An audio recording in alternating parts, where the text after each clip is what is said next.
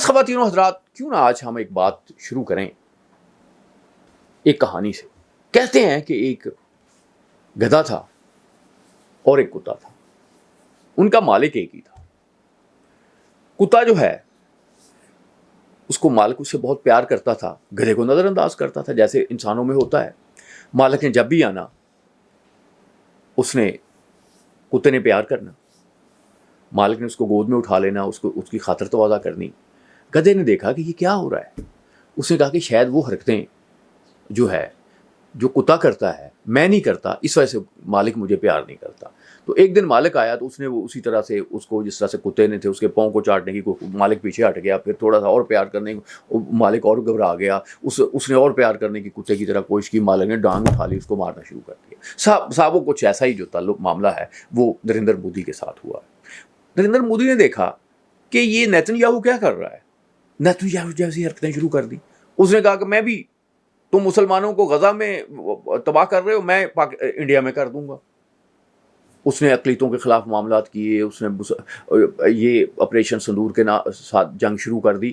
لیکن اب ادھر کیا ہے بھئی، وہ تو کتا ہے اور کتے کی تو بڑی عزت ہوتی ہے یورپ میں. اور پھر یہودی جو ہیں وہ بہرحال ان کی اکانومی جو ہے یورپینز کی ان کے پاس ہے. دوسری بہت سی کمزوریاں ہیں جس پہ یہودیوں کا معاملہ ہے. اور یہودی وہاں بہت مطلب افیکٹو جو ہے لابی ہے. اور پھر بہرحال وہ ایک بات کرتے ہیں کہ جی ہم جو بھی کچھ کر رہے ہیں ہم اپنی سیکورٹی کے لیے کر رہے ہیں، ہم اپنی بقا کے لیے کر رہے ہیں. انہوں نے ایک نیریٹو جو ہے وہ ایک دیا وہ، لیکن وہ نیریٹو تباہ ہو چکا ہے. اب مودی صاحب نے کیا کہ اس نے کہا یار یہ کیا، یہ نیتن کر رہا، میں کیوں نہیں کروں گا، میں بھی ویسے ہی کرتا ہوں. اس کے نتیجے میں کیا ہوا، پورا یورپ خلاف ہو گیا، پورا امریکہ خلاف ہو گیا. اب جیسے ہم نے کینیڈا نے کہا جی آپ نے G7 میں نہیں، ہم آپ کو آنے دیں گے. نہیں آپ کی مودی صاحب آپ وہیں اچھے ہیں لگتے ہیں، وہیں پہ اچھے لگتے ہیں. اور اگلی بات جو میں آپ کو کروں اور بھی اس سے خوفناک ہوئی، یہ جو وہاں بیٹھے ہیں نا انڈینس، اچھے لوگ ہیں. بہت لوگ تو ایسے ہیں جن کا ہیومن رائٹس کے حوالے سے، پالیٹکس میں اور دوسری لٹریری معاملوں میں، سائنٹیفک چیزوں میں بڑی کنٹریبیوشن ہے. میں سمجھتا ہوں اس کو ماننا چاہیے ہمیں کہ وہ اس خطے کے لوگ ہیں اور وہ کنٹریبیوٹ کر رہے ہیں. وہ بھی مودی سے ناراض ہو گئے. انہوں نے بھی کہا مودی یہ کیا حرکت کر رہے ہو، یہ ہم ایسے ہیں، ہم تو ایسے نہیں ہیں. انڈیا کے تو ایک ٹالرنس کی ایک پوری ہسٹری ہے. دوسری بات یہ کہ یورپ کو بہرحال ہٹلر کا تجربہ ہے. یورپ کا جو اوور آل معاملہ ہے وہ ایک سیکولر معاملہ ہے.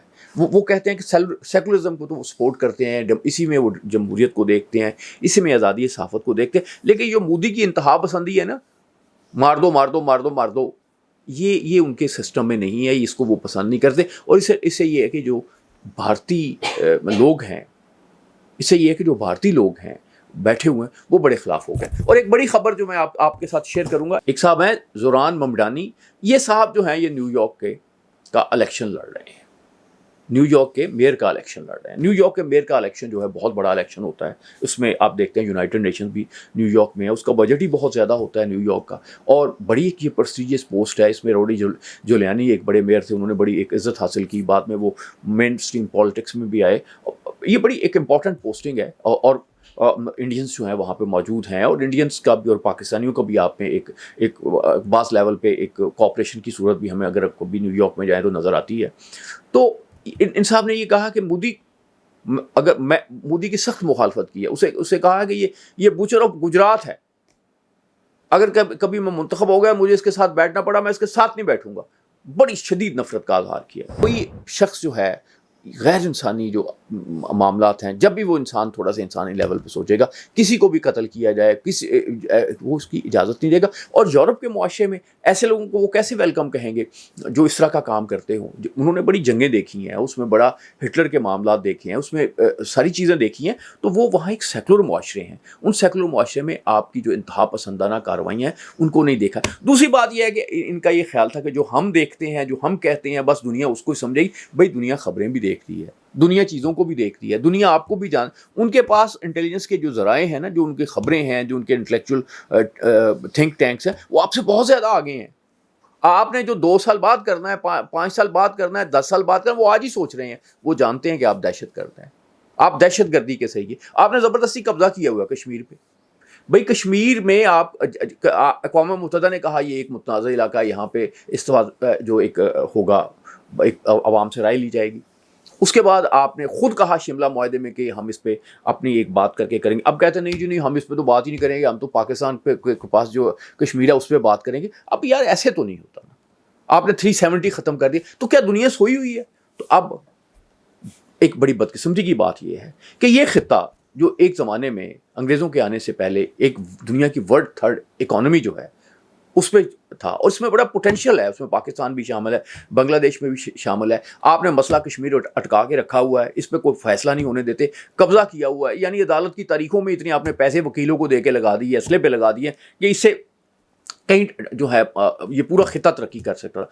آپ کے ایٹیچیوڈ نے اس پورے خطے کی ترقی کو روکا ہے. بھارتی حکمرانوں کا رویہ جو ہے اتنا سخت اور اتنا جو ہے احمقانہ نہیں ہوتا تھا جتنا آپ کا مودی صاحب کا رویہ ہے, اور اب لوگوں کو پتہ چل گیا ہے.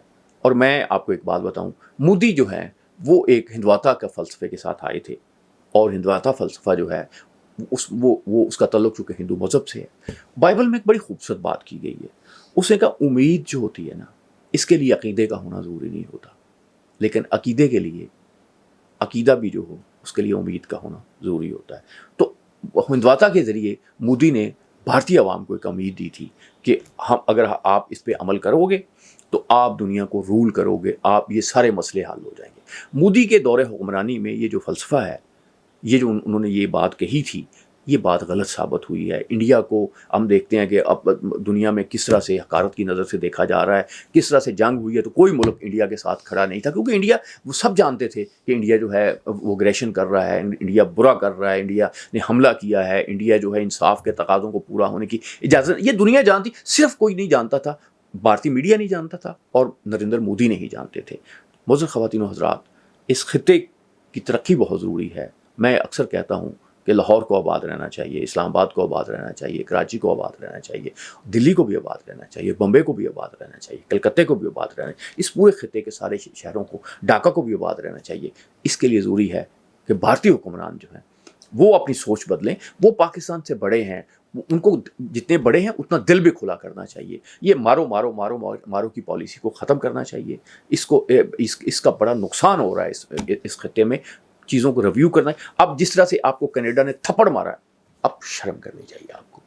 میں بڑی ادب سے یہ لفظ مجھے خود استعمال کرتے ہوئے آپ کے لیے شرم آ رہی ہے, لیکن اتنا بڑا ملک اور اس کو ایک ملک کہہ رہا ہے کہ نہیں میں نے آپ کو اپنے ملک میں نہیں آنے دینا.